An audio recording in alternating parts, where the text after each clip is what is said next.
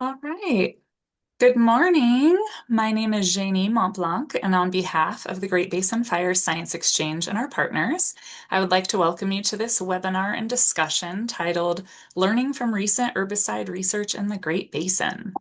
Our presenters today are Brynne Lazarus and Matt Germino from the U.S. Geological Survey and Christie Guetling from the USDA Eastern Oregon Agricultural Research Center.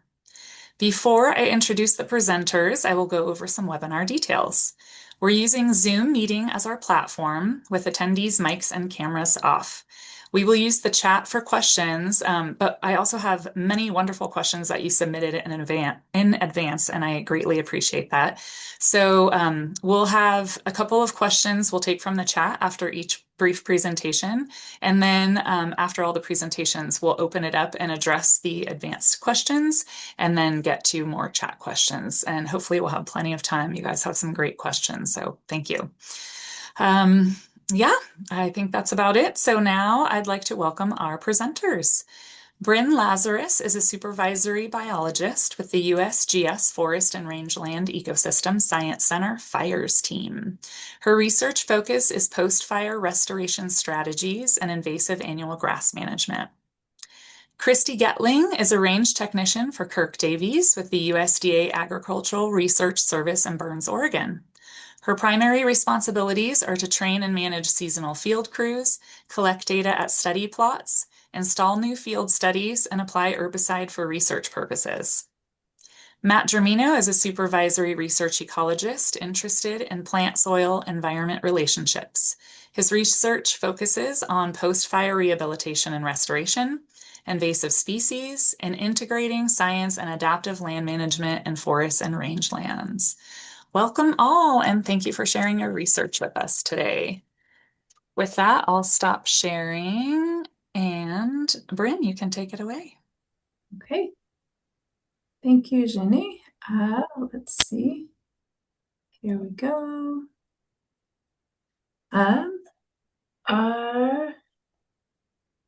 Okay. How does that look? Looks great. Okay. All right, here we go. Thanks for the introduction, Jenny. I'm going to start with appreciation. Well, I guess I should have said that I'm talking about the risks and rewards of pre-emergent herbicide, specifically indaziflam, to defend core sagebrush-steppe ecosystems under suboptimal precipitation. And I'm going to start with appreciation for our partners at Idaho Transportation Department who provided the inspiration for this study, as well as a place to put it and the financial support to install it and to monitor it for 3 years. And then we're also grateful to the BLM for providing additional follow-on support, which made it possible for us to keep monitoring for an additional 2 years, which you'll see is critical in an indaziflam study to have quite a few years of monitoring. And finally, none of this would have been possible without the very hard work of many sturdy individuals on the USGS FIRES team field crew. And FIRES is short for Fire, Invasives, and Restoration Ecology of Sagebrush Steppe. So you're probably already familiar with the sagebrush conservation design as a framework for thinking about and prioritizing restoration activities in sagebrush steppe ecosystems. It classifies land areas as core sagebrush areas, growth opportunity areas, or other rangeland areas based on sagebrush ecological integrity. And this framework follows on from NRCS's Defend the Core concept. So the idea is that we defend core sagebrush areas either through protection and conservation or by taking actions that minimize or exclude exotic annual grasses while they're at a very low level. So while that's relatively easy and inexpensive to do. And we can also grow the core by doing more intensive restoration activities in the growth opportunity areas. And then for the other areas, the other rangeland areas, we don't necessarily give up, but perhaps we acknowledge that it will take much more effort to shift the balance between exotic annual grasses and native perennials.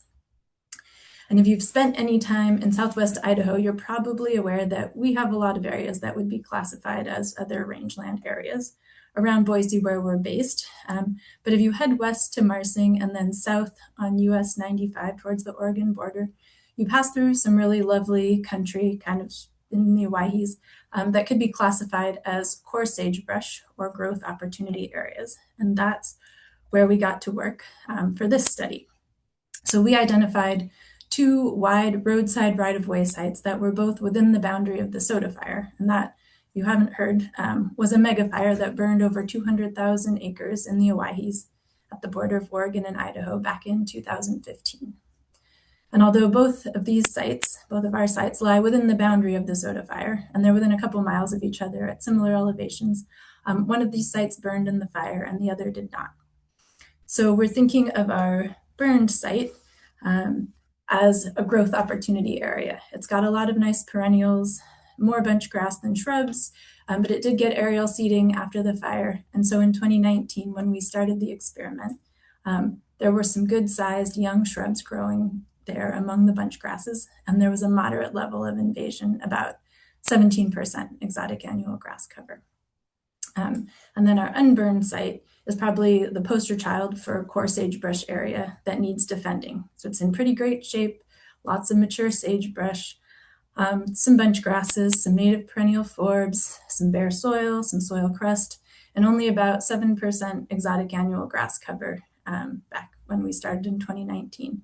But it's newly threatened by all the burned area surrounding it. And so as time goes on, it's going to have more and more propagule pressure from exotic annual grasses. So we asked whether or not we could use indaziflam to defend our unburned site. In this case, we were looking to stay below a 20% EAG cover threshold. And we chose that based on a study that showed that plots that started out with more than 20% initial exotic annual grass cover were considerably more likely to transition to a cheatgrass dominated state when they were measured again 14 years later. So we also asked if spraying with indaziflam without any additional planting or seeding could help us grow the core or reduce exotic annual grasses and increase native perennials in our burned site. So instead of making you sit through this whole thing to hear the answer, I'm going to go ahead and spoil it and tell you that the treatments we applied were indeed able to defend the core, at least by our definition, but not to grow it. And I'll also tell you right away that compared to other applications of indaziflam that our group has done, and also to other applications that you can read about in the literature, this was not a very successful treatment. And I'll show you the data in a minute, but first I'll talk about a couple of the factors that might have affected treatment efficacy.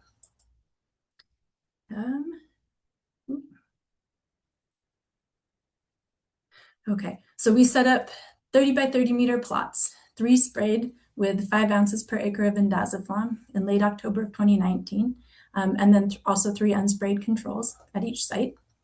And I messed around with the brightness and the contrast and the color saturation of this image to see if I could make that blue spray dye stand out more clearly. And you can see it's kind of splotchy. And the influence of sprayed droplet coverage on treatment success is something that we really need to understand better. There is a little bit of work by Tim Prather and Lisa Jones from University of Idaho that suggests that once your sort of droplet cover goes below 5%, your efficacy drops substantially with indaziflam specifically. But there really hasn't been much other work done on this. You can see for the most part, we do have pretty good contact with the soil surface. We have lots of bare soil at these sites, but in places where the previous year's senesced annual grass has grown, there is a thatch layer and we can see germination of exotic annual grasses happening at the time that we sprayed, late October. So I also need to point out that we had very low precipitation, both before, but then especially after spraying. So we sprayed again end of October, October 25th. So we had fairly dry conditions for the entire month leading up to spraying. So we had like 10 millimeters of precipitation in October, where 25 would have been more normal. And then especially dry conditions the month after spraying. So 5 millimeters when we should have had 30 in November. And I need to point out that this 5 millimeters is is less than the 6.35 to 12.7 millimeters of precipitation that the indaziflam manufacturer's label says are required during that several week period after application. So considerably less precipitation than we would have liked to see after application. So we monitored plant cover using the line point intercept method every year in June, which was peak biomass, for 5 years after spraying, from 2020 to 2024. And so I'm going to take you through some of the data. We'll look first at the plants we were targeting, exotic annual grasses. We have cover on the y-axis, year on the x-axis, 5 years after treatments. And then control, so unsprayed in black, sprayed with indaziflam in white, our burned site on the left, and our unburned site on the right. And all of these graphs that I'll show you are set up exactly the same way. And so you can see that exotic annual grass cover is generally increasing over time at both sites. And while there really wasn't much difference between the sprayed and the control at the burned site, and there was much more exotic annual grass there overall. You can see that spraying with indaziflam has prevented us from crossing that 20% threshold in the unburned site. Let's see.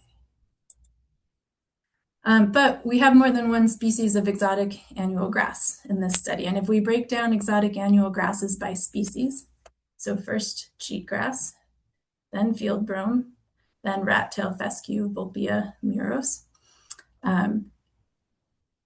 we can see that we actually did get pretty good control of cheatgrass with indaziflam. There's a lot of year-to-year variation, but in the years where there is a fair bit of cheatgrass in the controls, there's considerably less in the sprayed plots. And we really did not get very good control of field brome, though, with indaziflam. And having a high proportion of our exotic annual grass cover from a species that is less sensitive to indaziflam is another possible explanation for why this treatment didn't work out very well. Although I will point out that we have other studies where we've successfully controlled field brome with indaziflam. And we also saw some non-target effects on native annual forbs. And actually, at this site, this was mostly one forb, tall willow herb, Epilobium brachycarpum. And you can see we had considerable year-to-year variability, but in years where there was substantial willow herb present, either in the control, at either site, in the control plots, then there was a significant reduction, like 78 to 100% reduction in this native annual forb with indaziflam treatments. We also saw what looks like another non-target response, and that's a reduction in moss cover, although that looks to be temporary, and we really only detected it in our unburned site where we had a good amount of moss for a couple of years there. And so one question we get a lot is, what about big sagebrush? Is that affected by indaziflam? So here I'm showing you data for cover on the left and also for growth, stem elongation on the right. So we measured new stem growth for 3 years after treatment. And what we can see here is no consistent, statistically detectable difference in either cover or stem elongation at either site. We haven't really made things better, but we haven't really made things worse either. And then what about other native perennials? So again, we really don't have a consistent detectable increase or decrease in cover of other native perennials. So sandburg bluegrass, deep-rooted perennial bunch grasses, or native perennial forbs with our indaziflam treatment. Okay, so in the end, even with this insufficient precipitation, we did successfully defend the core. However, we did not grow the core. We didn't increase in any substantial way the perennials that we were hoping to encourage.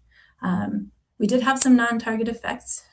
strong effects on native annual forbs all years, sort of a temporary effect on moss.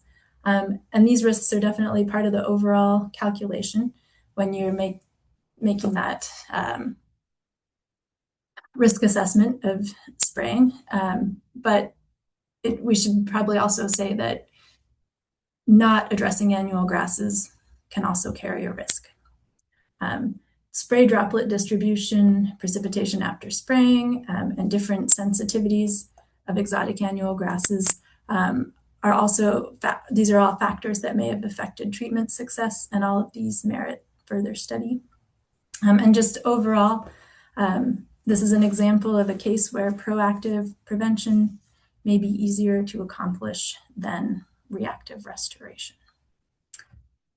So that is everything I have. I'm going to end my slideshow. Thanks, Brynne. Yeah, we'll take a couple questions and then move on to Christie. So if you have a question, I see one, we'll take two questions and then save the rest for the end. So first question, did the indaziflam actually prevent the cheatgrass from increasing in the unburned, or was it because the unburned areas were more intact? That's a good question. And I think we would say, I think because it's an experiment where we have treated and untreated plots, it increased. It did increase in both cases, but it increased less in the plots that we treated. So I would say yes, the indaziflam did prevent increase to some extent. Okay, thanks. And how important are annual forbs in this ecosystem? Do they play a big role in pollinator and other habitat needs? That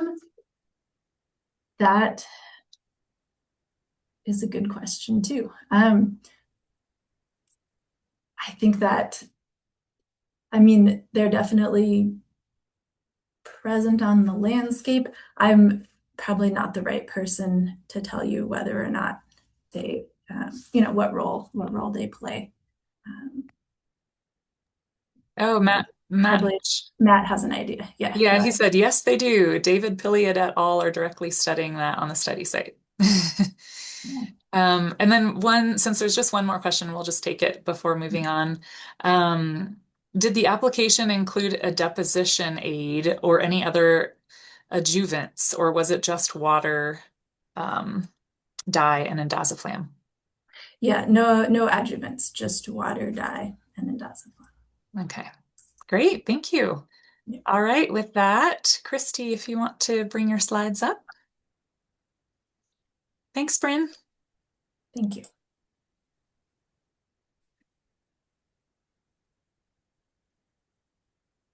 Share button is like hidden. Oh no, here it is. I know that happens.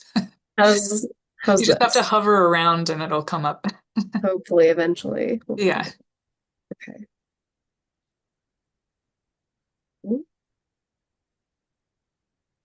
Is it? No, not seeing them yet. Opening?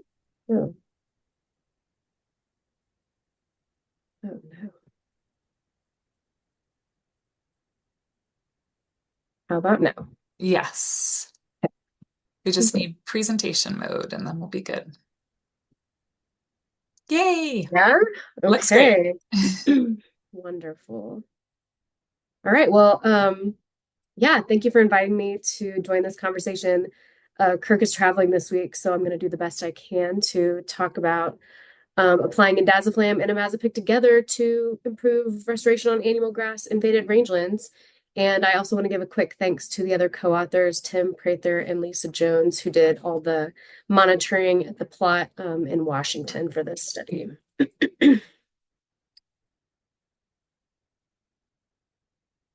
All right, so real quick, we all know invasive annual grasses fundamentally alter the ecology of rangelands. These invasions decrease plant biodiversity and native plant abundance. which causes a degradation of the habitat in the forage for wildlife and livestock. And then because of the continuous fine fuel, it promotes frequent and large wildfires. And the recurrence of fire is a really big hurdle in restoration because it further reduces the perennials that are still at the site, as well as depleting the seed bank. So potentially using herbicides could help create fuel breaks and mitigate some of those problems with reoccurring fires. So first, for restoration, we have to control the annual grasses because they outcompete perennial grass seedlings. Combining herbicides could be a way to get the greatest benefit from each while also kind of mitigating the weaknesses that they have. Imazapic is a pre-emergent with some post-emergent control, but it's really only active in the soil for 1 to 2 years. Indaziflam is just a pre-emergent, and it has a longer soil residual period of definitely 3, but there are also some studies saying 5 years. However, it's not as effective in that first year post-treatment. So again, combining these two could be a great way to to control the annual grasses in that first year, and then have the Rejuva or the indaziflam carry you through for several years after the treatment. Just Brynne talked about this, but I do always want to just mention, you have to have desirable residual perennials at the site for these pre-emergents to be beneficial. And if you are really trying to spend your time and money wisely, it makes sense to put these areas adjacent to core habitat so that you're protecting the core, defending the core, as Brynne was saying in her presentation. So before I talk about them together, I just want to do a couple of slides of them independently. So this is an area that was treated on BLM land with imazapic. And as you can see, 1 year post-treatment, the control is excellent. However, by the second year, on the right-hand side, the treated area is now completely inundated with tumble mustard. And this is something that managers deal with all the time. It's a really common occurrence to, release a different weed when you suppress the annual grasses. So even in the second year, you're seeing some control of the annual grasses still, but, what was the trade-off here? What was the cost benefit? Tumble mustard isn't labeled or isn't on the indaziflam label, the Rejuva label. So in this instance, the tank mix of indaziflam and imazapic would not have helped, but we did have a question during the registration asking about combating Russian thistle after treating cheatgrass. And so Russian thistle is on the Rejuva indaziflam label. So in a situation where you're trying to control Russian thistle, a tank mix could have been beneficial. For the indaziflam, I don't have a great picture of like 1 year post-treatment, but I like this one because it shows control through time. We took this plot and divided it into 3 subplots and then randomly assigned a year for each of them to be sprayed. And at the very top of the plot, you can see it was treated 4 years prior to this picture. And so you're still seeing really great control of the annual grasses. And this is an example of an excellent fuel break. We went back to this site just a week after the first picture was taken, and there had been a lightning strike that burned about 1,000 acres in the surrounding area. But as you can see, because we didn't have any of the fine fuels, it just stopped right at our plot. So, the perennials that are in that area got spared, and that can be a good start for restoration. And again, defending a core so that you don't let a fire just rage right through. This is another example of indaziflam doing a great job of controlling the annuals, but kind of like in the imazapic picture earlier, the dominant perennial forbs here are field bindweed and whitetop. So you're going to have another issue on your hands when you're trying to restore this specific location. Okay, so for our study that was looking at the combination of indaziflam and imazapic, we had 3 study sites, one in Eastern Washington and 2 in Eastern Oregon. And I've just got a few details to show you that these sites have some pretty important differences. The Dayville site, the prominent annual grass was Medusa head, and the soil was a loam, compared to the Long Creek site, where Ventinata was the prominent annual grass, and the soil there was gravelly loam. And then at the Wilbur site, we had cheatgrass as the dominant annual grass, and it was a very cobbly silt loam to a gravelly silt loam. So all of this to say, differences in slope and elevation, annual grass cover, and soil texture. These are all kind of contributing factors and are playing into the results that we found. Also, since we had someone mention thatch layer in one of their registration questions, I just wanted to give you an idea.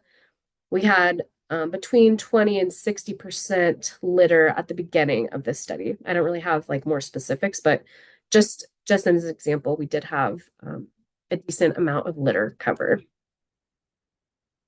Our methods were really straightforward. We replicated, we had 3 replicates at each site. We had the indaziflam plus imazapic treatment, then the indaziflam alone treatment, and then an untreated control. We collected data for herbaceous cover and density for 3 years post-treatment every year. Okay, so for our results, first for annual grasses, the cover and density were significantly reduced with herbicide. In the graph, the closed square is the untreated control, and then the open circle is just the indaziflam. And then the dotted line represents the indaziflam plus imazapic. The cover was the same for both herbicide treatments, so there wasn't an effect there, but density was further reduced with the addition of imazapic with the indaziflam. And this could, partially just be due to these these herbicides are in different groups, so maybe they're having slightly different control or better control here. Oh yeah, but as I mentioned earlier about indaziflam having, maybe I didn't say this actually, sorry. I meant to say indaziflam usually has better control in the 2nd year than in the 1st year post-treatment. And so we're seeing that trend here with the indaziflam alone treatment, but we're also seeing that with the indaziflam and imazapic treatment together. So that could suggest that we could have used a higher rate of imazapic to get that 1st year of control to be even better. For annual forbs, we have a really similar results. Cover and density were reduced with the herbicide, but then also the indaziflam plus imazapic reduced the annual forb cover and density more than indaziflam alone. Okay, so here's where the herbicides being in different groups could be playing a role in helping or just, combating different annual forbs at the sites. For perennial grasses, the indaziflam and imazapic resulted in greater cover of large perennial grasses in these 2 than the other 2 treatments. And perennial grass density was not different among treatments. And this really makes sense as far as like we're not expecting there to be grass recruitment while these herbicides are still active in the soil. But then also the release of nutrients could have allowed for better growing conditions for the established perennial grasses. And then finally, perennial forbs. Cover and density was greater for perennial forbs in the indaziflam and imazapic treatment than in the other treatments. Again, this could just be due to better growing conditions. It could also partially be due to easier detection with the annual grass cover out of the way. Crews are easier to see, or crews have an easier time seeing perennial forbs and other things when there's a little more space. So in summary, Applying indaziflam and imazapic together can improve the restoration in annual grass invaded rangelands by reducing the annual grass cover and density. And even though these sites had different soils, different aspects, different prominent annual grasses, the results are still showing strong control of annual grasses when you use the mix of indaziflam and imazapic. Annual forbs were controlled better with indaziflam plus imazapic than the indaziflam alone. So again, if your goal is to combat other weeds at the same time while you're combating the annual grasses, mixing could be a good idea. But if you do have desirable annuals that you're trying to maintain on the ecosystem, you're really going to want to check the label and just kind of make sure that they're not listed as target species.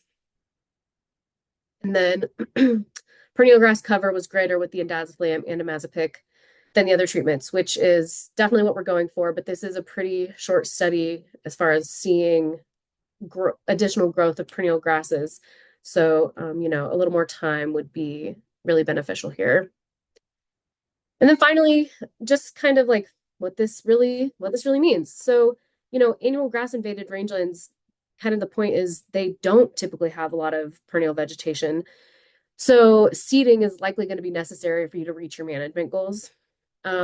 So you can use seed enhancement technologies like an activated carbon coating. This can mitigate the effect of the pre-emergent herbicide by, as the carbon washes away from that seed, it binds with the herbicide, so it doesn't kill the germinating seed. They also claim that it reduces predation, but we've definitely had pellets that we make on site here that are about an inch long and like the diameter of a Sharpie.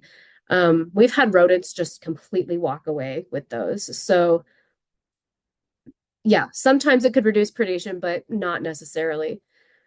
And then another technique that you could use is drilling the seed in deeper so that the seed are below the herbicide activity in the soil, and then they can germinate and push up through the soil. And you're also getting better soil seed contact. But when you're drilling seeds, of course, you're going to be pushing down some of the undesirable seeds that are already on that landscape. So you are probably going to see cheatgrass growing in those rows. At least that's what we've experienced at some of our plots as well. But yeah, that's pretty much all I have for you. Are there a couple of questions? Yeah, thank you, Christie. Yeah, what were the rates, ounces per acre of each herbicide? Yeah, we usually talk in active ingredients per hectare, but I think it was 5 ounces of imazapic, and I'll have to check to see how many ounces of indaziflam. Thanks. And did you clear the plots of vegetation and litter the year of the treatment or at the start of the study? Did we Clear, it was when you were talking about the thatch, there was like 20 to 40% thatch. Oh, Did you clear no, it? yeah, we didn't clear that at all. Okay, so the herbicide just went right on top of it? Yeah. Okay. Excuse me, and one more, wondering what the water carrier rate was in this. Oh, sorry, that was for Brynne. Okay, we'll get to that later. Does indaziflam and imazapic affect arbuscular mycorrhizae fungi? And if so, what are your thoughts on the potential long-term effects due to that loss or impacts to the soil organisms? Yeah, I am probably not the best person to answer that question. We did have another study that was just looking at indaziflam that showed, oh, no. Yeah, no, I think we're gonna have to field that to somebody else, actually. Okay. Sorry. That's all right. Okay, we'll save the rest of those questions for the end. So thank you so much. And Matt, if you want to bring your slides up.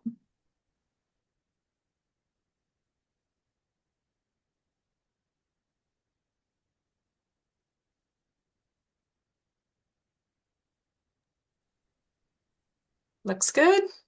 Okay, great. You can hear me okay? Yep. Okay. Well, it's always fun to to follow two great presenters that set the bar high. I forgot to ask if I could go first for that reason. But I want to introduce the authors of this study that Jani has requested us to talk about. I was the PI on this project along with Digger Anthony and David Pilliard. And we brought on Scott Zimmer and then Lee Benyon to help us bring the project across the finish line. And actually, most of the analyses were ultimately done by Lee. And that included some really critical decisions on how to conduct the statistical analysis. So Lee, if you're on, can you turn on your camera so everybody can see you? And I'm glad that you're here in case any questions come up that I can't answer. Okay, so this project was requested by our land management partners. And the underlying motivation for it was that it's really difficult to go into the literature to get a coherent picture of how well do the different herbicides or seeding technologies work. Herbicides obviously is the focus of this workshop, this session. They obviously can reduce the symptoms of invasion, but prolonged resistance to reinvasion comes from the health and integrity of the perennial grasses and other perennial herbs. And so seedings are also important. In our study, those were integrated, and the request was to evaluate both of these. Part of the problem is that we aren't really dealing with a sea of sagebrush-steppe. That is kind of a misleading term because, as many of us know, there's an incredible amount of variability in things like soils and climate across the range. And when you have studies being conducted at certain locations and not throughout the range, it is very challenging to synthesize. So the big question was, can we come up with a way to objectively evaluate and bring together all of these studies to perhaps provide a more uniform answer to the questions of what are the effects?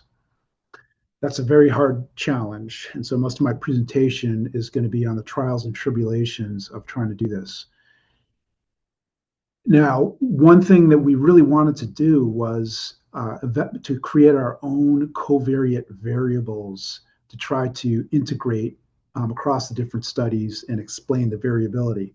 And by that, I mean we could try to find and extract information on the soils or the climate from uniform data sets and create uniform covariates to explain why we might be seeing different results from studies done outside of Logan compared to the relatively summer dry region around Reno, for example. So the different treatments are herbicides. There's a number of different herbicides. Imazapic has been the primary workhorse, and Rejuva is a little bit more recent. Those attributes are very well reflected in the imbalance in literature that was available to us. Also, aminopyralids, sulfuron, and other herbicides were present in the available literature. Drill seeding, like herbicide, can be applied in many different ways. There's so many different permutations in an application. Same thing for seeding. You can aerial seed, you can drill seed. If you drill seed a species like blue bunch wheatgrass, the depth by which you drill seed and what other species are in the mix can strongly affect its outcome. Also, we're talking mostly about these active treatments, but we need to keep in mind that the most common and probably impactful restoration treatment is a passive one, and that's grazing resumption decisions after fire, following treatments following fire, and even before the fire. So those matter, but we won't be talking as much about this now. Perhaps we can hit it on this in the discussion. Okay, so we asked, what are the overall target and non-target effects of the treatments, and where and when are the treatments successful or not? And can we get at the biotic and abiotic factors that most strongly affect the outcomes? And there's the publication. So the literature that we reviewed was published up to May of 2023, with the exception of one paper from June that trickled in at the last minute. And here you can see there was a lot of studies. Generally, the availability of studies started ramping up after 1990 and followed the time course of the onset of megafires and the rapid expansion of cheatgrass in the last couple of decades. So there was 3,000 studies, but not all of them met the criteria that we set a priori for inclusion. First of all, the studies had to be on our topics, herbicide and seeding. Secondly, there had to be a metric with which we could bring into the quantitative meta-analysis. So their variables, their assessments, their metrics had to be at least qualitative, but preferably quantitative. And then lastly, our focus was on the sagebrush biome. And in some cases, we were able to get the mean and standard error of effects out of the papers. And other times we had to obtain the raw data and calculate them ourselves. So Lee prepared this nice diagram that shows the workflow. So we searched for how do we find the studies? Well, we did a systematic search. We used Web of Science, Scopus. About 3,000 papers were discovered. We didn't read all of them carefully. We started by just looking at the title and the abstract. That led to weeding out quite a few, but nonetheless, there were still over 350 papers that Lee and Scott and Digger actually read. I haven't actually read them all myself. Our criteria were not met by a large fraction of those. Of the 76 that were met, we found that 38 were ultimately useful. Let's see if we can move this. The statistical approach that was used was from the R metaphor package, and the test statistic that I'll present in the next few slides is called the Hedges G. Here's a distribution of the studies across the Western US. You can see at the time there were some large donut holes where we have unique sagebrush steppe conditions and invasion patterns, yet no study is represented. Scott worked with me to reveal and characterize one of the hardest challenges we faced, and that is that surprisingly, it is difficult to figure out where exactly the data come from in either closely executed experimental studies like plot level studies, or in large scale studies of management trials that might have occurred over thousands or tens of thousands of acres. Most often, some sort of GPS point or coordinate is provided, but oftentimes those coordinates are far from able to help you draw a polygon around the different treatments. And here on this axis, you can see the frequency of the number of studies and the level of spatial uncertainty of the study locations or where the actual data comes from. And by the way, 1 million acres is almost, 2.5 million acres or something like that. So this is a substantial issue that inhibited our ability to actually fulfill our objective of deriving our own covariates like climate and soils. Hey, Matt, I'm going to interrupt you for 1 second. There's a bar that's covering the bottom text that says Zoom is sharing. Can you hide it? There's a little hide. Yeah. See, I'm going to need my glasses to see that. Thank you. Perfect. Thank you. That helps me even more. Thanks, Jenny. Okay, so let's take a look at some of the results that Lee came up with.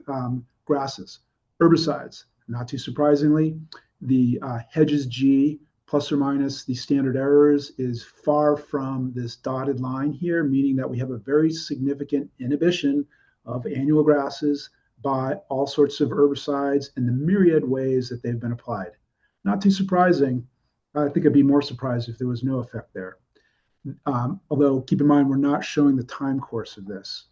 How about for biennial? So annuals, this is, cheatgrass, medusa head, maybe a little ventinata, etc. Biennials like Poa bulbosa, bulbous bluegrass, no significant effect. Same thing with the perennials, no significant effect.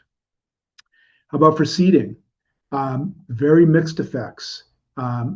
Annuals, annual grasses were enhanced by seeding. That's an interesting response. Some of those are probably invasive. Most of them are probably invasive. Only for 12 trials amongst these 16 studies did we see a positive effect. So that was mixed. The least ambiguous finding for the effects of the treatments came from the combination of herbicides used to reduce the invaders and seedings meant to increase the perennials. Here you can see a very clear enhancement of those perennials. That's a win. And a reduction in the annuals, also another win. If you want to break the annual grass fire cycle, collectively these studies are suggesting that the combination of these treatments are effective. This is based off of many trials within 3 studies. There's a lot more studies published since then that corroborate this finding. How about for forbs? Forbs are a little trickier to work with for seedings and herbicides. Perennials appear to be enhanced by the release from competition from exotic annuals following herbicides. Annual forbs, unsurprisingly, reduced. Getting forbs to establish from seed is notoriously difficult in sagebrush steppe. Unsurprisingly, the effects here are relatively weak. How about the time course? Here you can see months since treatment, and the Hedges G, the strength of the effect. So first off, it's important to notice that for seeding trials, there's much better information on the longevity of the treatment effect than there is for herbicides, shown in the green, and especially for the combo of seeding and herbicide. That's the most important take home from this.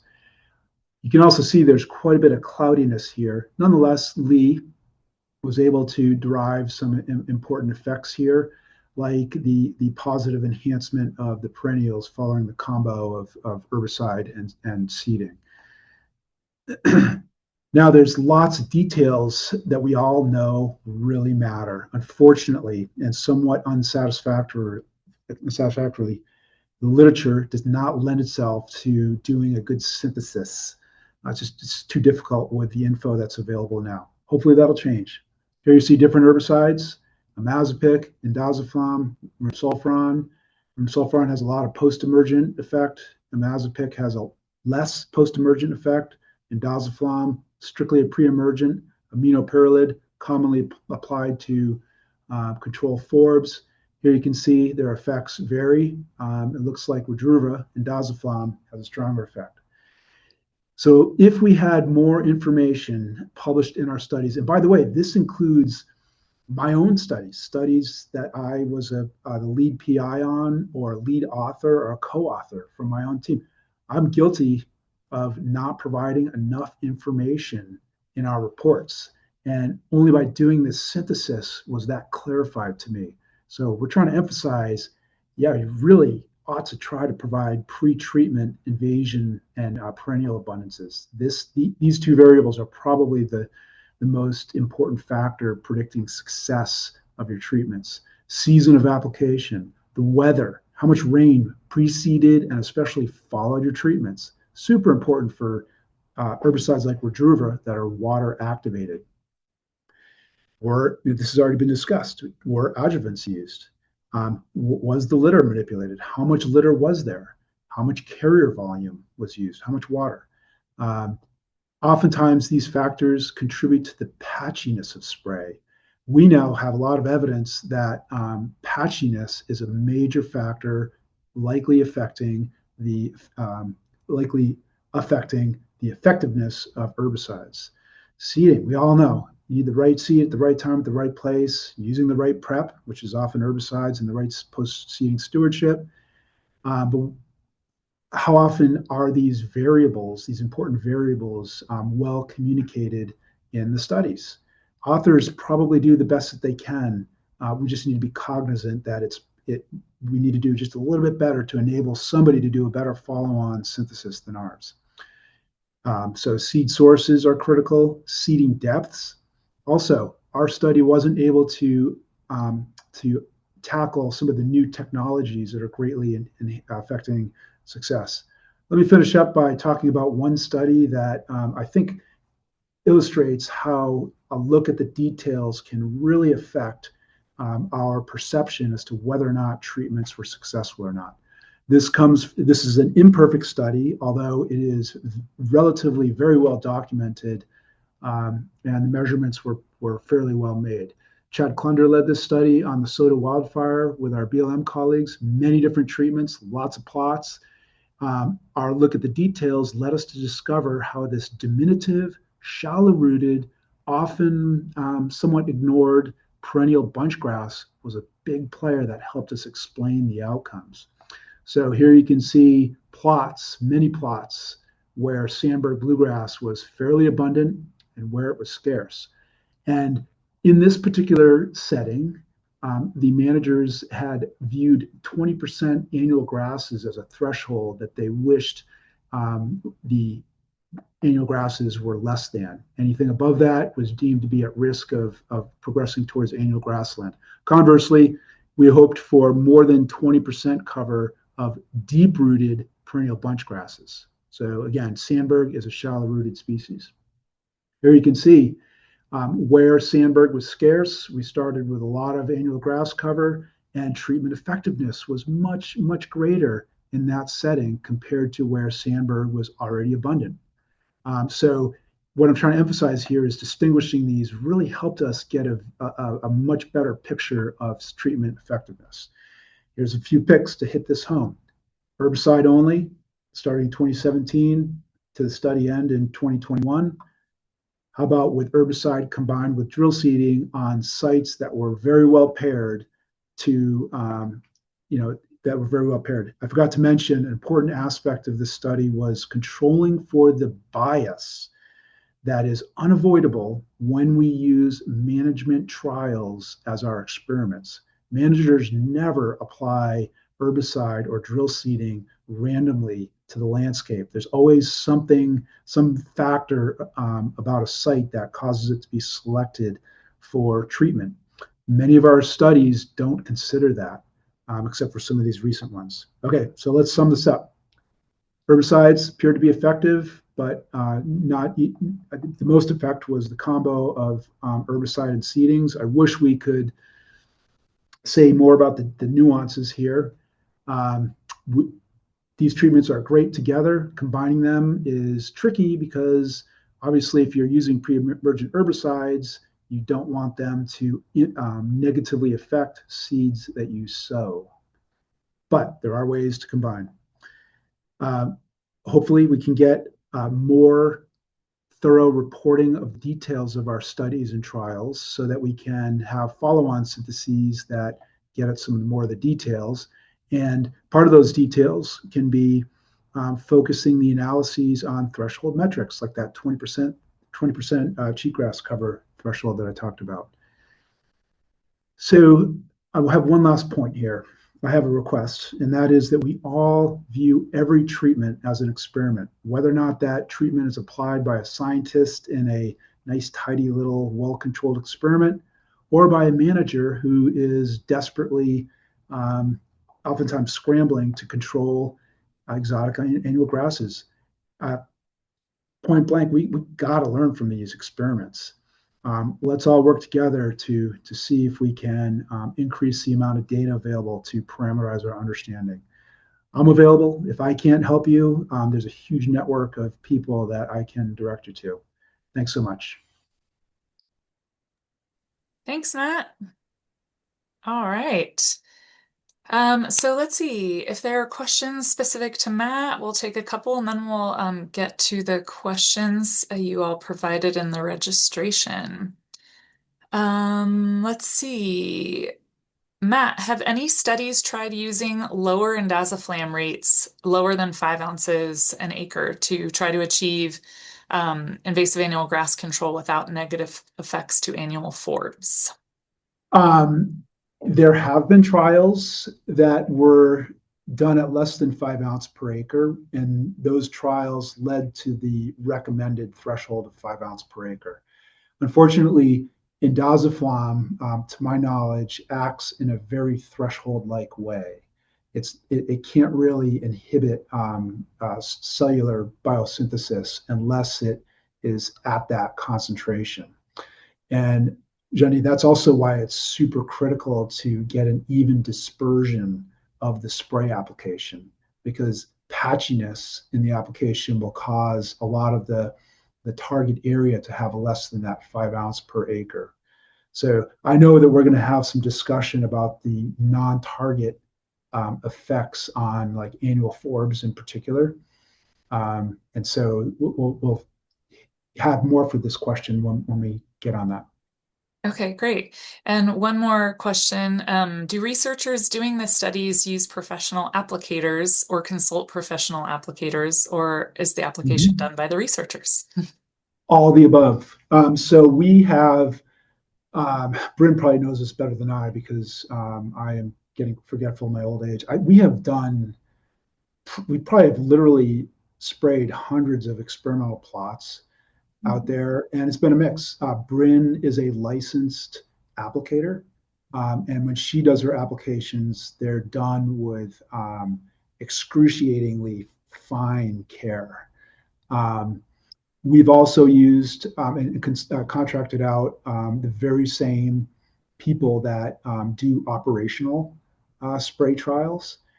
We've also contracted out like county level managers, so all of the above, private consultants to come in and do the spraying. And we do think that how you spray the treatment matters a lot. But there hasn't really been a systematic study. I'll say one last thing on this that I think will pique people's interest. Brynne and I did a study, she led it, where we sprayed plots that were pretty small. They were 25 by 25 feet or something like that. I'm getting that wrong. And we tracked imazapic effects in many, many plots spread out across 3 different ecoregions around Boise.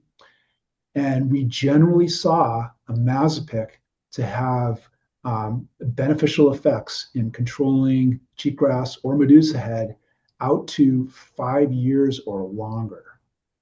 And that contrasts with other studies that we've had where I think possibly the very same contractor sprayed the areas, and we only saw the typical 1 to 2 years of control. And then yet again, there's other studies where the spraying was done by helicopter, and we couldn't really see much of any effect at all. So that, and this again was the motivation for trying to do this meta-analysis to try to see, well, if we just kind of ask the question across all the variability, what can we learn? That's interesting. And one more before we get to the submitted questions. Is there a way to share data, mostly LPI, for treatments we are doing on BLM when we collect it? Not looking to publish, just looking to share. Still gathering data, pretty new to the. Absolutely, absolutely. So Brynne and I have worked with a large contingent of people who are working specifically on Rejuva. So I'll first address this for Rejuva. There's a Rejuva working group. And one of the objectives is to eventually be able to collate all of the types of information that are out there to provide follow-on syntheses. So reach out to Brynne or I, and we'll get you on that list. And then for like BLM, who is most often using imazapic, one thought that I have is that I think any treatment in the BLM can be rolled into the land treatment digital library, and it's not too hard to do. And our USGS shop, and not our center rather, under the direction of David Pilliard, can help facilitate that archiving of the data. And I give my highest endorsement to doing that because And I'll just be honest with you, even in my shop, which is a research enterprise, you get these great data sets and you know that something important could be done with them, and the data can get lost and forgotten, even under the best of stewardship. So USGS is trying to help with this by providing a very durable, very well structured way to archive information on treatments, all the documentation, and that can include measurement of responses. Great, thanks. And some people put in the chat also Landscape Data Commons and Terradat. Mm-hmm. Absolutely. All right. Thank you so much. We really appreciate all your presentations. And now let's open it up. Christie, if you want to bring your camera back on too, let's get to these questions. So a couple questions I kind of combined. What are the recommendations for applying imazapic when there is standing biomass, such as sagebrush and juniper, that will intercept the herbicide? Yeah, let's go with that one. Well, I think we should first hear from Brynne, because in her experiment, Brynne, did the boom go above the level of the sagebrush and all on that unburned site? Yeah, only the thing is that was indaziflam. So we have pretty good information about indaziflam not really affecting, just indaziflam sprayed by itself, not really affecting sagebrush. We were okay. This We is don't about penetration. haven't done any work with juniper. And unfortunately, we haven't tried the same thing with imazapic, which does have more of a post-emergent effect in general than Well, this is about does. penetration to the soil, though, right? So the pass through, the through fall. Yeah. Not so much will it damage the plant as whether it'll get through to the soil surface. So the key thing there is that you clearly showed that there was a benefit, that the Rejuva in this case actually did hit the soil surface. Now, of course, Rejuva and imazapic are two different chemicals. What is the key difference for this question? It's the solubility. So Rejuva is much less soluble than imazapic, and perhaps that could be a factor. But if Rejuva makes it through, then I would think imazapic should as well. However, we still think that litter and standing vegetation causes, at best, an uneven distribution of the herbicide on the soil surface. So even though there are studies where these have been sprayed over a canopy and positive effects have been observed,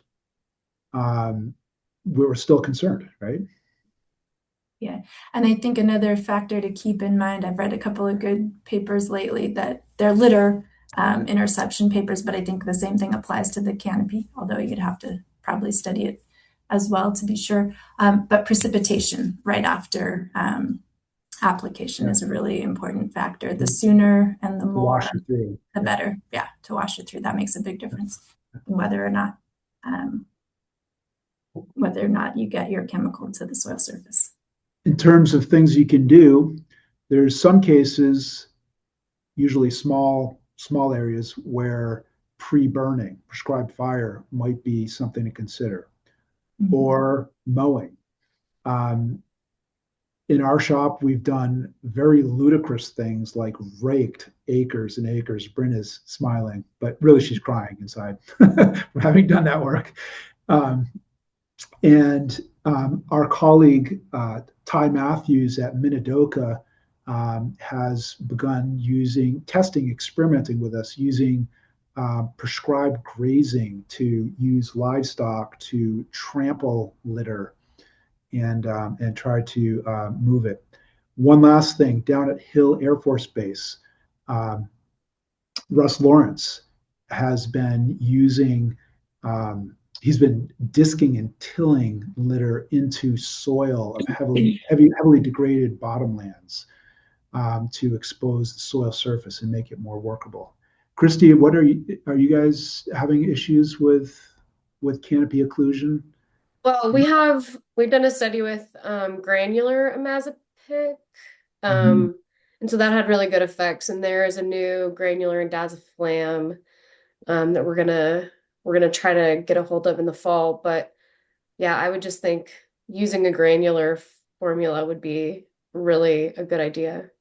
Unfortunately, the granular imazapic was taken off the market. Was it? Oh my gosh. Yeah, yeah. I missed that. But it's interesting that Ridge-River is coming granular because I would think that Ridge-River would be the one thing that it would be the one herbicide that would be exceedingly difficult to apply as a pellet because you want to get it's insoluble. So unless, but I've talked around with some innovative application people, and there's some ideas about potentially using chemical dispersant agents. You know, perhaps using those in conjunction with pellets. So the idea with a pellet is it can easily penetrate through the foliar canopy, right? Its weight, its momentum will help it get to the ground. But then you need the herbicide to disperse away from the pellet. So And similar, what are the next steps when a fall aerial application of plateau on Medusa head fails to penetrate the thatch? mhm. Do your rain dance or water if you can. Yeah. Don't make a judgment in the first year after spraying. Unfortunately, oh no, wait, this is for plateau, right? Not retriever. Okay, so for plateau, if after that first year you haven't seen your effect, I mean, my thought is first, let's take a look at the details of the application style and think if there's something different that can be done. There's a variety of ways to spray. I mean, if it's a small enough area and you can use a hose and the hose can go lateral, do like lateral sprays. That's one thing. You can try again with a higher carrier rate. There are different kinds of adjuvants. Um, Yeah, thanks. And there's been some good people sharing their experiences in the chat too. So thank you for that.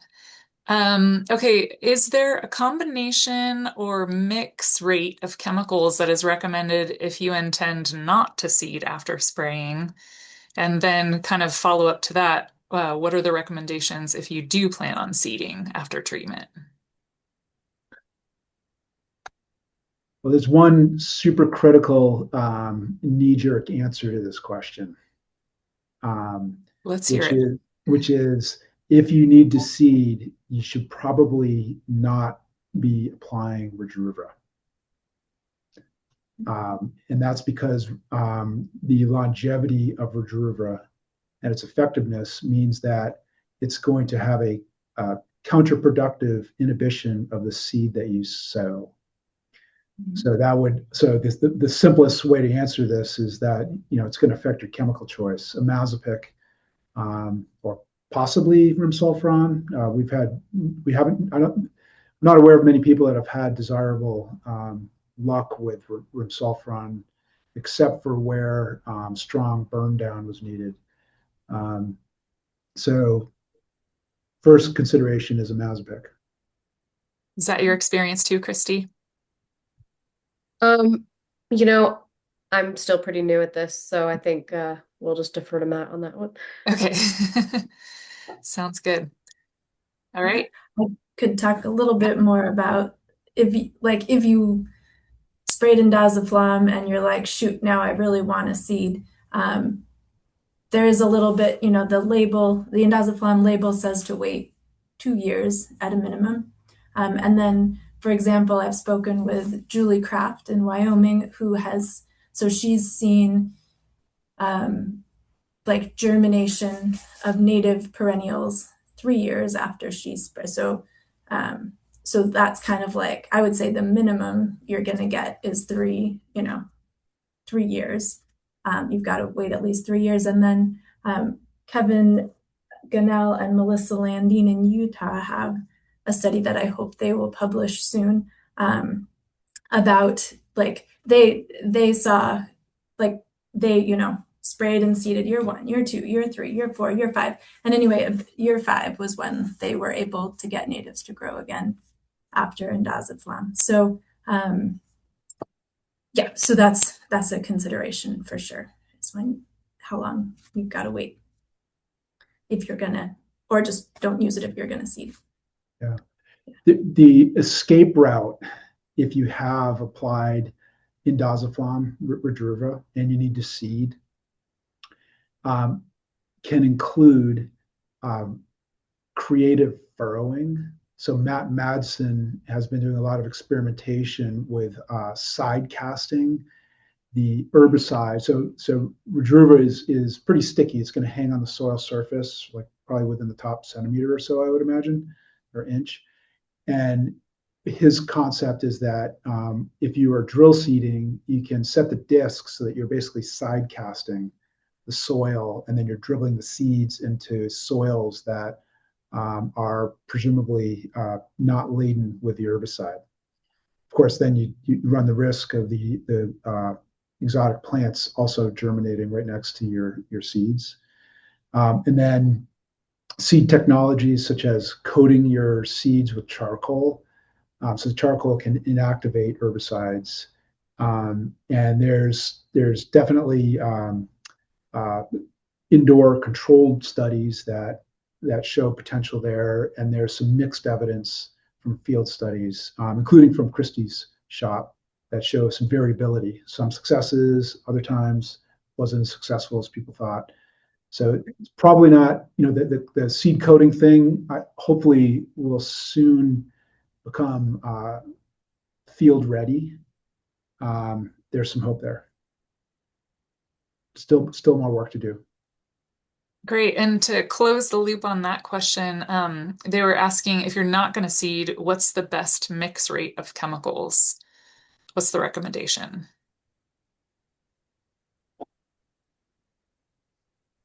I guess. Okay. Yeah, I think we should let Christie take that one. Yeah, go ahead.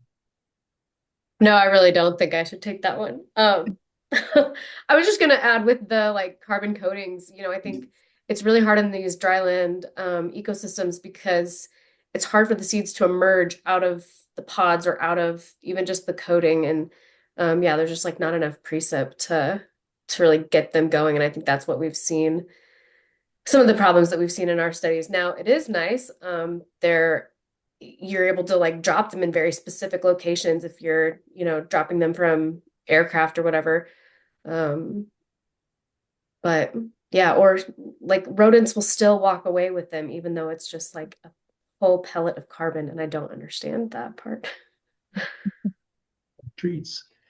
So with respect to the to that other question, I think the real factor that you need to look at in deciding your chemicals is, what do you have for pre-treatment vegetation? Specifically, how abundant are the target exotic annual grasses, and how much cover of perennial grasses do you have? And we don't talk much about this, but we should.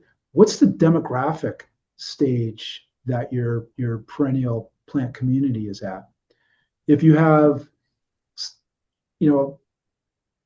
a wide mix of young and old perennial grasses, or preferably somewhat young perennial grasses that are established, like we don't think they're going to die, but they clearly have potential to grow rapidly, like they're still on that steep part of the growth curve.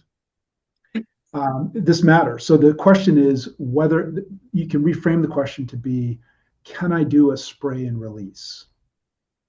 And do I have a small enough area relative to my budget that I can afford the extra cost of Rejuva? If you do, then so if you have sufficient perennial grasses, or perennial herbs in general, and you think that those perennial grasses are actually poised to increase, to basically do a positive spray and release, and you can afford the Rejuva, then that might be the choice. Conversely, if you have a huge area, you're struggling with the budget, either way more area than you could ever afford to treat. And you have some really dire immediate needs to reduce cheatgrass, maybe reduce fuels in critical areas. And your area is depauperate in established perennial herbs, then I think you need to think twice about applying Rejuva and indaziflam, in which case imazapic may be a better tool for you. How about the combination of the two? One scenario where the combo is valuable is where you might desire some burn down. So the timing of your application matters. Let's say that you really need to get your treatment done for fiscal, logistic reasons or whatever in the fall, after months after a wildfire. And let's say that the cheatgrass is already starting to germinate. Like you can see little tiny bits of green. Well, it's already too late to expect a benefit of Rejuva for that year. If you applied to Rejuva, you wouldn't expect to see any benefit until at least a year, maybe 2 years after, in which case you would have effectively lost one of your years of control that you're paying extra for from Rejuva. So in this particular case, where you've already started to see some greening, you might actually like the burn down benefit that you can get a little bit of from imazapic, right? So that post-emergent control thing might be handy, unless, of course, you've got a lot of desirable perennial grasses that are also green and could be affected by burn down.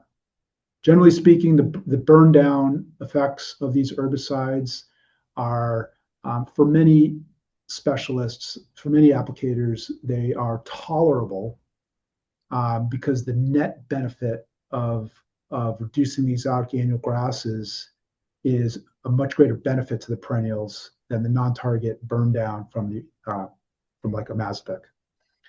So that's a long way of saying the answer to the question is it depends. I was just going to say, sounds like it depends answer. Yeah. So decision trees, we're getting, people are working up various decision trees. I have one that's in here every time, I get called a lot. People have these questions, do call. If I can't answer you right away, or Brynne can't, or Christie, we can get you to somebody who has an operational decision tree in their head.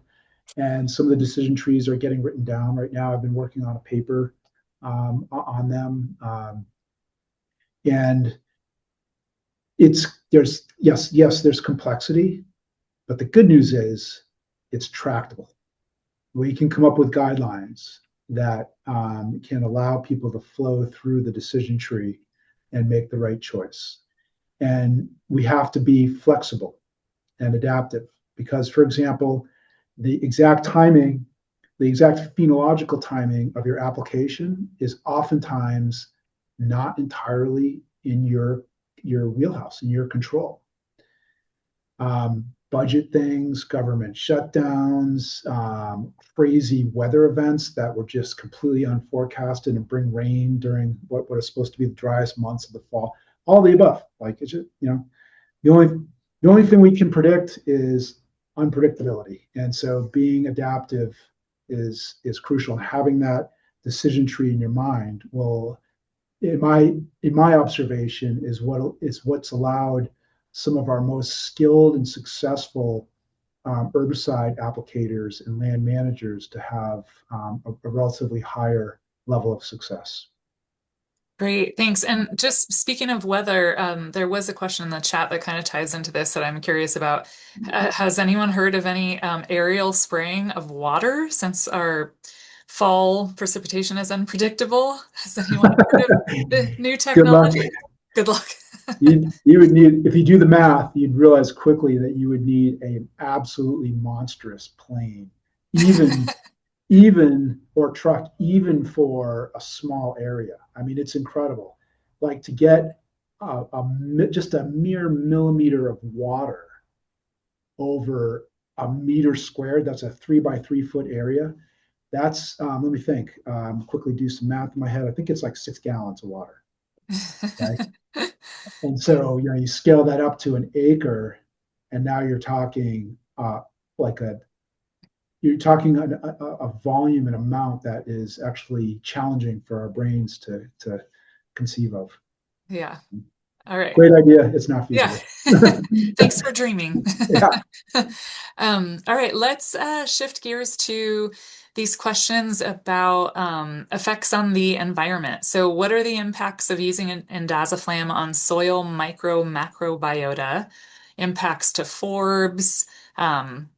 Yeah, how does indaziflam affect native annual forbs when present with and without annual exotic grasses? How long do the effects last? And then kind of tying in a question from the chat, indaziflam is being found in waterways. There's a lawsuit. So yeah, speak to these chemicals in the environment if you can. Well, I'm going to take the low-hanging, easy fruit, which is the effects on native annual forbs. So I did show the effects on one native annual forb on tall willow herb, and somebody asked in the chat, like, what about the other ones? And in that study, that was like 95% of the native annual forbs was that species in that particular study. So I don't have the answer, but I think many studies, if you take many studies together, indaziflam does affect native annual forbs, and that is, they have to germinate. So indaziflam is really effective at preventing germination. And so, yeah, that is just one of the things that goes with it. And how long does that go on for? I think probably depends on the species, and it depends on how long its seed bank. If it has a seed bank that lasts for 6 or 8 or 10 years, then it'll come back from its seed bank after indaziflam wears off. Most likely, if it can get in there. If it has a short-lived seed bank, it might not come back. So yeah, species dependent. Yeah, as far as microbial, I have like soil microbes or soil insects. I have seen one study that says earthworms avoid indaziflam at high concentrations. That is not toxic to them, but they prefer to go elsewhere. I hope to have more information about soil microbes eventually. And I do not have any information about waterways. So I'll see if what other folks have. Yeah, Matt or Christie? Christie, do you have anything? I do. Yeah. Okay. So another important consideration for forbs is their ability to recolonize the treated area from the perimeter. So generally, if there are many native annual forbs, you're probably dealing with a pretty good ecosystem, like a good ecological site condition. I would imagine that's getting invaded, and if you're using Rejuva, then obviously there's some residual perennials there, and so presumably you're treating a patch. You're not treating like a 10,000 acre area with Rejuva. I haven't seen that occurring. I don't think people will ever do that. For one, it's too expensive. And so recolonization from the exterior is possible. Meanwhile, you presumably have thoroughly treated the area that is invaded. So the edge effects, in theory, should benefit recolonization of the forbs. But the thing I really want us all to meditate on and think about is the net effects. Okay, so annual forbs they must be negatively affected by cheatgrass. And if you're talking about Rejuva, then presumably the invasion could get much worse than it currently is, right? And so, yes, your herbicide it's going to negatively affect the cheatgrass or whatever. It's also going to probably negatively affect your annual herbs. But then remember that if you remove this competitor in the long run, presumably you will have a net benefit to the annual forb. To my knowledge, there's no studies that can actually inform us on this potential net benefit to date. And so we need to do some long-term monitoring of these treated sites to verify this. That's pretty important. And what about the herbicide? Like, how far does it get into the soil? How getting into the waterways? Does it have to be near a water source? Does it wash off the surface and underground? Well, let's remember this. The biggest thing for herbicides and hydrology in our system is that, generally speaking, these are dry lands, and so waterways are present, but they are definitely relatively scarce compared to other areas. However, I could see that there's probably some applications where people are worried about watershed health and they want to clean up the hillsides that surround waterways. Usually in the Great Basin, where land surrounds water, that land is not flat, right? I think one of the ways that, so Brodruva is indaziflam is a pretty sticky chemical. Again, I'm told that it has relatively low solubility. And so how is it getting into the waterways? It could be moving with the soil. The soil could actually be moving and taking the indaziflam with it. We know that that can happen with wind erosion. It's been proven for other herbicides. I have not personally, and I don't think Brynne and probably Christie have not actually seen the lawsuit or the data on where, when, and how much herbicide is going into the waterways. But I will say this, if you want to really mess up water quality, allow the watershed to turn into an annual grassland that burns every couple of years and has probably lots more erosion of sediment into it. So here again, we're faced with this ugly situation of having to weigh the net outcome of the target benefits versus the non-target impacts. And that's a challenging prospect for society in general, but especially us specialists. Christy, did you have any comment? Oh, Matt, you're going to say something else? Okay. The comments, Lisa Jones has one you should read out, I think. Okay, I haven't seen any studies where indaziflam totally removes a native annual forb from the system permanently. It greatly reduces cover, but from what I've seen, the forbs come back and you can see increasing cover and diversity as years since application increases. Mm-hmm. Yeah, there's some great studies, especially from the Front Range, that unambiguously show diversity is enhanced of forbs, grasses, and lots of different things in the long run. So there was also lots of questions about non-target impacts to pollinators and things like that. And of course, annual forbs can be an important, not always, but some of the species are important for pollinators.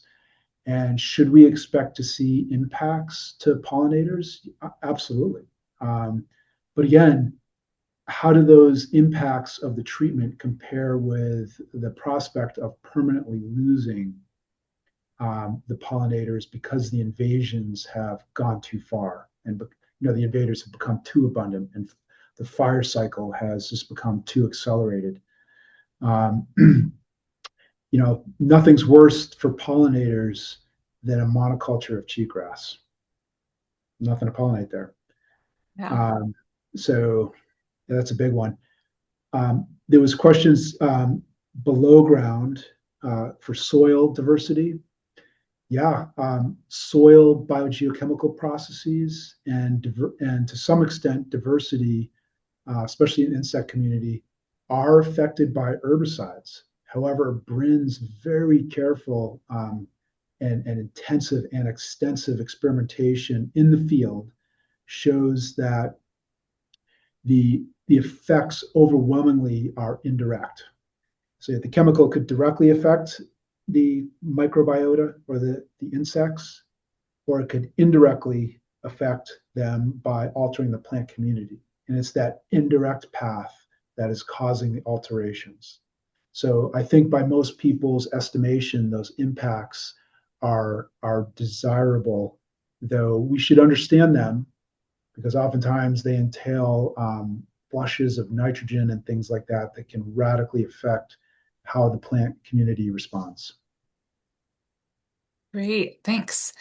Well, it's such a great discussion, but are coming up to the end of the time here, and I want to respect people's time. And there's so many remaining great questions, like considerations for shallow soils and what to do with Russian thistle outbreaks after cheatgrass. So maybe what I can do for the audience is I'll pose these questions to the speakers, and they can, write a brief answer, and then I can send those out when the video is ready. I'll send those responses out along with the link to the video in the coming weeks, if that works for you presenters. All right. Well, thank you all so much. Thanks for all the great questions. I feel like we could spend a whole day talking about this subject. And thanks to all the presenters and audience. If you don't mind, once this webinar closes, there will be a 3-question survey. It really helps us out if you would respond to the survey. And I believe that's it. I'll be in touch. I'll follow up via email when the video is ready and we have responses to more questions. Okay. Thanks, everyone. Really appreciate it. Yeah, Thanks. thank you. Have a great day. You too. Bye.